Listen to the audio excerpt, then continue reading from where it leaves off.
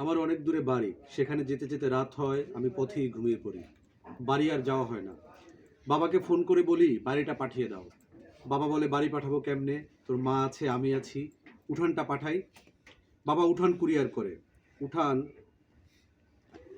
উঠান গাড়িতে আসতে আসতে বৃষ্টিতে ধুয়ে যায়। যেটুকু বাকি থাকে ডেলিভারি ম্যান একটা খামে ভরে আমার হাতে তুলে দেয়। আমি উঠান পকেটে নিয়ে অফিসে যাই, বসকে উঠান দেখাই। বস উঠানের ভেতর জোর করে ঢুকতে গিয়ে আছাড় খায়। তাকে টেনে তুলতে গিয়ে দেখি আমি ছোট হয়ে গেছি। মই গাছকে কেন্দ্র করে ধান মলতে মলতে আমার উঠান বসের রুমে আটকা পড়ে যায়। আমি উঠান থুইয়া বাড়ির দিকে রওনা দিই।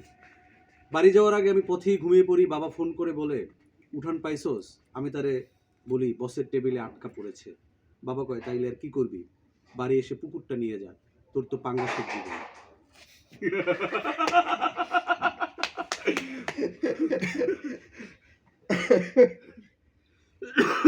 ইহা একটি ফানি কবিতা।